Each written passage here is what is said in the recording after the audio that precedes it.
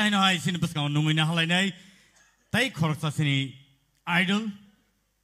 triple padi sing joto ya pokoro be bono lam solene triple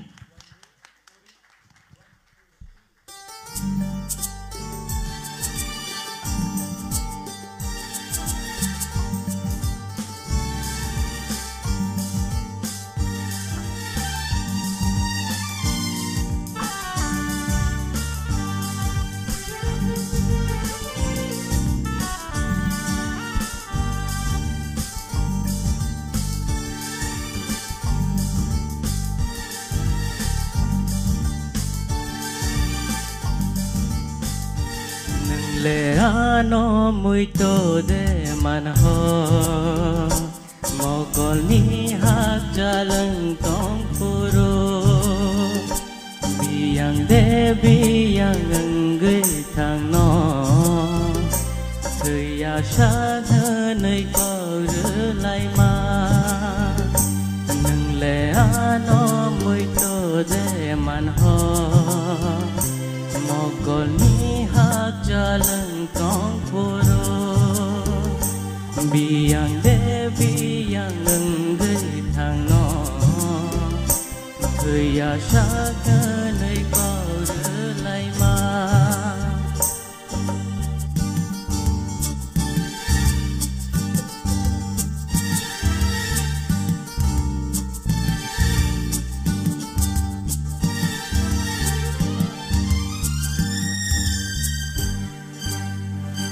no no ang ham jak ano ha de ham jak kok bai shi mi shawi de khar ya tong kha no me te bonang bande na ba gai nang kha no me te bonang bande na ba gai nang nang le ano muito de man ho mogol ni hak jalan tong puro biang de biang ngai thang no thya sa nơi có rửa lại mà nâng le ano muito de man ho mogol ni hak jalan tong puro biang de biang ngai thang no thya sa nơi có rửa lại mà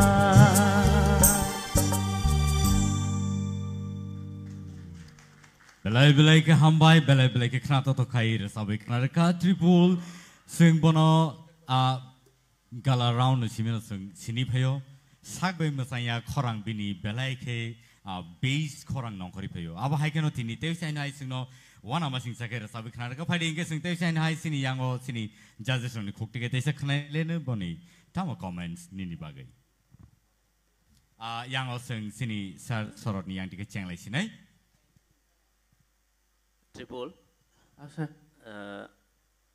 belai khana nong gan no mane bahai ke dere ya khitlang mana tei chai to kha tei performance bu amhai khano khai phonu kha tei gesa no appreciation mari man khe abose je nong khorang no buini solok naya abo to da bisnar ni sapmung phiaba nong nini motai khitlang kha abon bagai taisa hambai sa all the best triple asa korang no jawabe no control khai de sakha kahano apa te kisa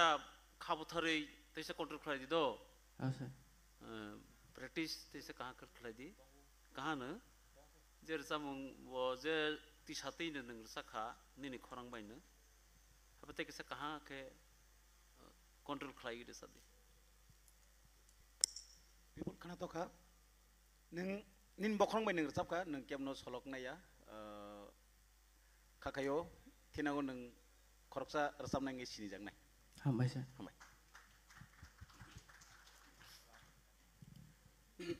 Bipul kena toka belai no performance ke kisah neng kirim mahai ke resap kana kisah kirim nervous feeling mahai kana Emang. but ini resap mengkana tok hambai Tripol Apa sir? belai kene khana thokha phiaba kaise jinis ang nono sanan musugo emne to khorang no belai ne kaham rasang belai khana thokha akhane ne kisisa kirimani phaikana boni bagi texe feelings phainani tongoni rasamgo o feelings no texe ma dal nai usade next time no bono try kheti Apa sir? Tripol lang sana mo sumakay nini korang quality kaham na do haipano jeng jara resap na rok kaisa kok no muitunar na nango je resamung ki melodious type de buti type ni resamung gen nang abo hakina performance khana nangnai ede gen nang kisa ayang phasingko kha ani thani kisa kom hainukha nang tam jani bo je overall যেখানে পারফরম্যান্স নিনা তমনে কিসা নং আবনো মেইনটেইন খানে থাঙ্গে দে নিনি খরং গাবা হাইন কাসামিয়া আইফানো নিনি খরং नि